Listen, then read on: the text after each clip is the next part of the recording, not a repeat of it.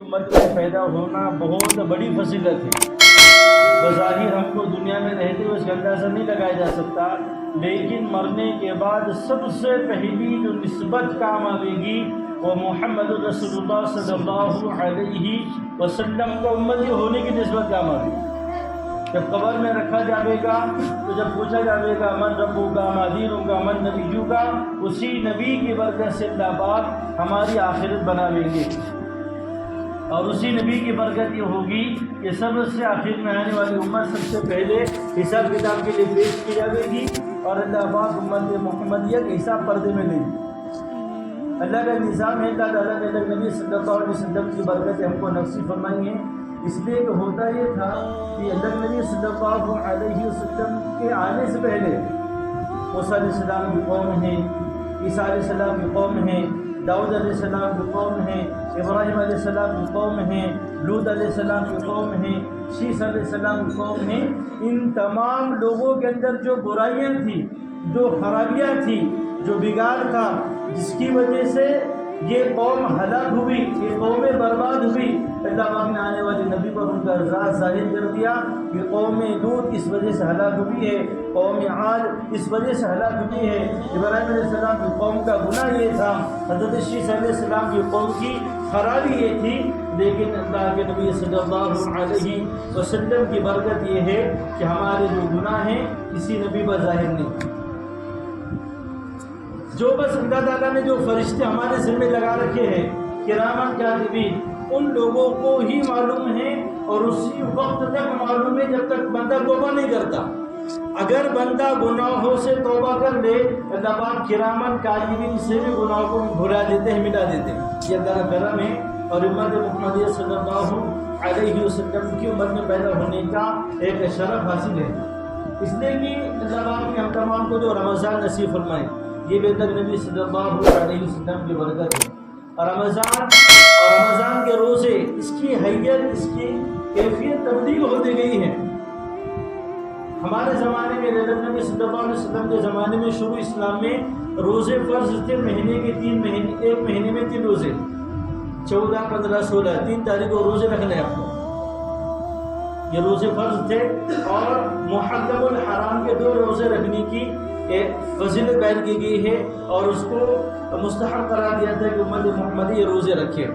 اس کے بعد اللہ کے نبی صلی اللہ علیہ وسلم پر احکامات نازل ہوئے، اور اللہ تعالیٰ نے حکم فرمایا کہ جو رمضان کے روزے رکھنا چاہتا ہے، پورے مہینے بھر کے روزے رکھنے ہیں، جس کو رکھنا ہے، جس کے اندر استعداد ہے، جس میں طاقت اور قوت ہے، جس کی قوہ مضبوط ہے، اور جو رکھنا چاہتا ہے وہ رکھے، اور جو نہیں رکھنا چاہتے ہیں ان لوگوں کی اجازت ہے، جس کو روزہ برداشت نہیں ہوتا وہ روزہ نہ رکھے، البتہ روزے کے بدلے میں فدیہ دینا پڑے گا۔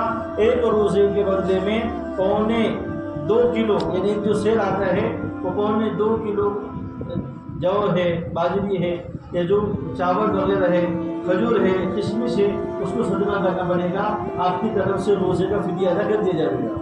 لیکن اللہ نبی صلی اللہ علیہ وسلم پر احکامات نازل ہوئے، پھر اللہ پاک نے فرمایا کہ جس نے بھی رمضان کا چاند دیکھ لیا ہے اس پر روزہ رکھنا فرض ہے، البتہ مسافر پر اور جو بیمار ہے، کسی بیماری میں مبتلا ہے، ان لوگوں پر روزہ رکھنا فرض نہیں ہے، گنجائش ہے کہ بعد میں ابھی نہ رکھتے ہوئے بعد میں قضا کر لیں۔ اللہ تعالیٰ نے روزے فرض کیے ہیں اس لیے کہ امت محمدیہ کے اندر تقوی پیدا ہو جائے۔ اللہ پاک فرما رہے یا ایھا الذین آمنوا، اے ایمان والوں، کتب علیکم الصیام، تم پر روزے فرض کر دیے گئے ہیں، کما کتب علی الذین من قبلکم، اور یہ صرف تم پر فرض نہیں کیے گئے، تم سے پہلی امتوں پر بھی فرض تھے روزے۔ اور پہلے کیسے تھے کہ افطار کرنے کا رات میں بھی روزہ ہوتا تھا۔ حضرت نبی صلی اللہ علیہ وسلم کے شروع زمانہ تھا تو مغرب ہوئی، مغرب کی نماز کے بعد آدمی عشاء کی پڑھ کے سو گیا، سونے کے بعد پھر اس کو نہ کھانے کی اجازت تھی اور نہ اپنی بیوی سے اپنی ضرورت پوری کرنے کی اجازت تھی۔ تو یہ کچھ حالات ہوئے، پھر اللہ پاک نے احکامات تبدیل کر دیے ہیں۔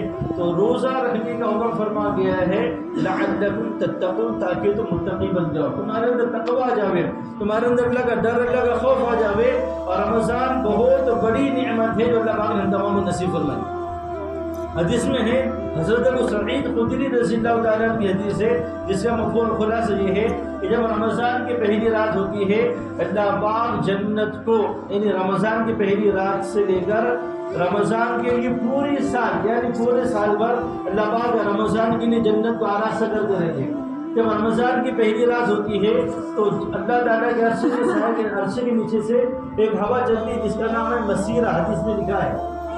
اس ہوا کی وجہ سے جنت کے درخت کے جو پتے ہیں وہ ہلنے لگتے ہیں، تو سیاحت ہوتی ہے اور جنت والوں کو معلوم ہو جاتا ہے کہ رمضان شروع ہوا ہے۔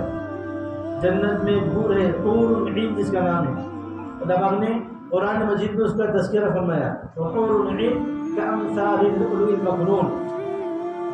حور عین اللہ تعالیٰ سے درخواست کرتی ہے، اے اللہ تعالیٰ اس رمضان میں اپنے نیک بندوں میں سے کچھ خاص بندے مقدر فرما دیجئے جو رمضان کی عبادت کر کے، رمضان کے روزے رکھ کر، اور رمضان میں اللہ کو اپنی نیکی بتا کر، رمضان میں قرآن مجید کی تلاوت کر کے اتنا رب کو راضی کر لے، اللہ پاک ایسے مردوں کے ساتھ ہمارا نکاح کرا دے اور وہ بحیثیت شوہر کے ہم سے اپنی آنکھیں ٹھنڈے کر لے اور ہم اسے اپنی آنکھیں ٹھنڈی کر لیں۔ یہ حور کہتی ہے۔ اور کتابوں میں لکھا ہے کہ جتنے بھی جنت 8 دروازے ہیں جنت کے، 8 دروازے اللہ تعالیٰ جنت کے لیے کھول دیتے ہیں رمضان کے اندر۔ اور رمضان میں ایک روزہ، جنت میں روزہ ہے، یہ ہے دروازہ جس کا نام ہے باب الریان، صرف روزے دار داخل ہوں گے اس میں سے۔ اور اس کا فضیلت اس کی یہ ہے کہ جتنے بھی نماز پڑھنے والے الگ روزے دروازے سے، زکوٰۃ دینے والے الگ دروازے سے، حج کرنے والے اور صدقہ کرنے والے اور اللہ کے راستے میں کوششیں کرنے والے، اللہ کے راستے میں جان مان لگانے والے، ان تمام لوگوں کے لیے الگ ہوگی۔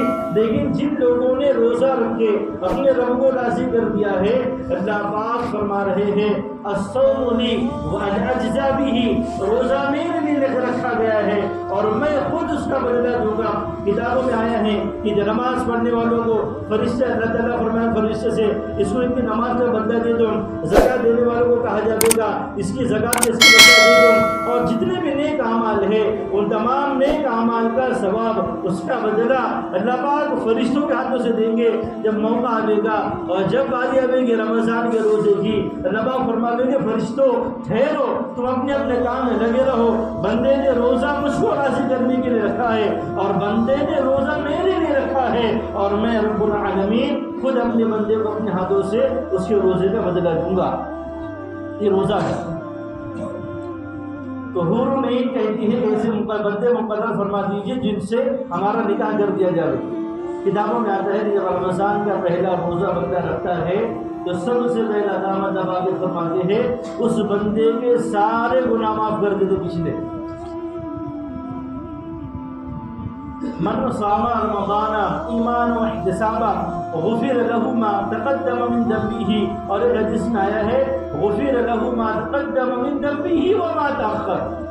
پہلے روزے میں پہلے رمضان کا رات ہوئی اور بندے نے سحری کر لی اور روزہ رکھ لیا اللہ کو راضی کرنے کے لیے، تو اللہ پاک سب سے پہلے سارے گناہوں کو معاف فرما دیں گے گزشتہ کے۔ اور ایک حدیث میں آیا ہے ما تقدم وما تأخر، اور آئندہ زندگی میں جتنے روز گناہ کرے گا بندہ ان تمام گناہوں کو اللہ پاک ایک روزے کے بندے سے معاف فرما دیں گے۔ کتابوں میں لکھا ہے کہ جب بندہ نے گناہ کیا ہی نہیں ہے تو آئندہ معاف کرنے کا کیا مطلب؟ تو علماء کرام میں لکھتے ہیں کہ جس بندے نے اللہ کو راضی کرنے کے لیے روزہ رکھا، اپنی آخرت کو سامنے رکھ کر روزہ رکھا، اس میں نہ ریاکاری تھی نہ دکھلاوا تھا، اور اس روزے میں اس بندے نے کوئی نشے والی چیز کا استعمال نہیں کیا، کسی پر بہتان نہیں لگائی، اپنے کانوں کا غلط استعمال نہیں کیا، اپنی زبان کا غلط استعمال نہیں کیا، اپنی آنکھوں کا غلط استعمال نہیں کیا، اور روزے کو بحیثیت رمضان کے روزے کے مکمل نیکی اور تقوی کے ساتھ گزاری ہے، اللہ پاک اس کو گزشتہ گناہوں کو تو معاف فرما دیں گے، لیکن آئندہ زندگی میں اللہ پاک گناہوں سے اس کی حفاظت فرما دیں گے۔ اگر کوئی گناہ ہو بھی جاوے اللہ پاک اس کو بھی معاف فرما دیں گے۔ اور اللہ کے نبی صلی اللہ علیہ وسلم، اللہ نے جو معاملہ اللہ کے نبی کے ساتھ کیا، کون سا معاملہ؟ گناہ پچھلے گناہوں کو معاف فرمانے کا اور آئندہ گناہوں کو معاف فرمانے کا وہی معاملہ اللہ پاک نے اپنے بندوں کے ساتھ کیا. انا فتحنا لک فتحا مبینا. آگے اللہ پاک فرمایا کہ لیغفر لک اللہ ما تقدم من ذنبہ وما تأخر. اللہ پاک فرمانے کہ آپ نے ہم کو راضی کر دیا اور ہم آپ سے راضی ہو گئے. ایسے راضی ہو گئے کہ آپ کے گزشتہ سارے گناہ معاف فرما دیں گے اور آئندہ کے بھی گناہ معاف فرما دیں گے. یہ اللہ تعالیٰ نے فضیلت بخشی ہے, یہ مقام اور مرتبہ بخشا ہے. کس کو؟ خود اپنے لاڈلے نبی کو. اور اس کے بعد یہ مقام اور مرتبہ نصیب ہوا روزے کی برکت سے ہمارے اور آپ کے لیے. اللہ پاک نے مقام نصیب فرمایا ہے امت محمدیہ کا محمد رسول اللہ کے ذریعے سے. تو میرے ہر بندہ پہلا روزہ رکھتا ہے تو پچھلے سارے گناہ معاف کر دیے جاتے ہیں اور آئندہ گناہ معاف فرما دیے جاتے ہیں, یا گناہوں سے بندے کو بچا لیا جاتا ہے, یا کم سے کم درجے میں ایسے گناہوں سے بچا لیا جاتا ہے جس سے ایمان انسان کا ختم ہو جاتا ہے. یہ فضیلت روزے کی. اور آگے لکھا ہے کہ جس بندے نے صرف روزہ رکھا, کچھ نہیں کیا, اس نے ایک سبحان اللہ بھی نہیں بولا, ایک تسبیح بھی نہیں پڑھی, نماز ابھی تک نہیں پڑھی, صرف روزہ رکھا, صبح سے لے کر شام تک اللہ کو راضی کرنے کے لیے بھوکا پیاسا رہا, اپنے پیٹ اور اپنے شرمگاہ کو اپنی ضرورت کی پورا کرنے سے روکے رکھا. اللہ پاک اس ایک روزے کی برکت سے اس کو جس جنت میں داخل فرما دیں گے. اس جنت کے بارے میں لکھا ہے کہ جو ساتوں زمین اور ساتوں آسمان کو اگر لپیٹ دیا جاوے تو جنت ایسی لگے گی جیسے پوری دنیا میں. یہ بات میں آپ کو جو بتا رہا ہوں فضائل رمضان حضرت مفتی عبدالرؤوف صاحب نے حضرت الترغیب و ترہیب اس حدیث کی کتاب کے حوالے سے بیان کیا ہے. ساری باتیں کریں گے.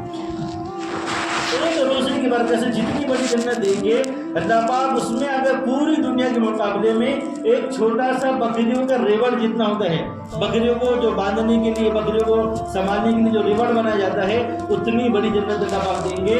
اور اس جنت کے اندر اللہ پاک لکھا ہے کتابوں میں کہ ہر روزے کے بدلے میں ہر روزے کے بدلے میں ہر رات میں اللہ پاک ایسے بندے سے 100 حوروں کا اللہ پاک نکاح فرمائیں گے. ہر روزے کے بدلے میں رات میں بندہ افطار کرے گا اور اللہ پاک 100 حوروں سے اس کا نکاح کرا دیں گے. اور حوروں کے بارے میں بیان کیا گیا ہے حور مقصورات فی الخیام. اللہ پاک نے حوروں کا تذکرہ فرما کر ایسی چیزیں بیان فرمائی ہیں لم یطمثہن انس قبلہم ولا جان. وہ ان حوروں کی صفات بیان کی گئی ہے